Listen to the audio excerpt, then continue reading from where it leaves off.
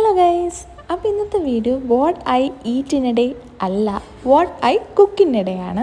അപ്പോൾ ഇതിൻ്റെ full video ഞാൻ എൻ്റെ യൂട്യൂബ് ചാനലിൽ കൊടുത്തിട്ടുണ്ട്. ഇതിൻ്റെ ലിങ്ക് ഞാനിവിടെ കൊടുത്തേക്കാം. അപ്പോൾ ഉച്ചയ്ക്ക് ഭക്ഷണം കഴിക്കാൻ വേണ്ടിയിട്ട് തയ്യാറാക്കിയത് ആദ്യം മീൻകറിയാണ്. നല്ല മാങ്ങയും മുരിങ്ങയ്ക്കൊക്കെ ഇട്ട് തേങ്ങ അരച്ച് വെച്ച മീൻകറിയായിരുന്നു. അതിനുശേഷം നമ്മളത് തോരൻ, കീരത്തോരനാണ് റെഡിയാക്കിയത്. എൻ്റെ വൺ ഓഫ് ഫേവററ്റ് ആയിട്ടുള്ള തോരനാണ് കീരത്തോരൻ. അങ്ങനെ തോരനായി മീൻകറിയായല്ലേ, എന്തിൻ്റെയും ഒരു കുറവില്ലേ, എന്തെങ്കിലും ഒഴിക്കാനും കൂടെ ഒരു കറി വേണ്ടേ. അപ്പോൾ അതിനായിട്ട് നമുക്ക് പുളിശ്ശേരി ഉണ്ടാക്കാം. എൻ്റെ രീതിക്ക് ഭയങ്കര സിമ്പിളായിട്ട് ഉണ്ടാക്കുന്നൊരു പുളിശ്ശേരിയാണ്. ഇതിൻ്റെ റെസിപ്പിയും ഫുൾ വീഡിയോയിൽ ഇൻക്ലൂഡ് ചെയ്തിട്ടുണ്ട്.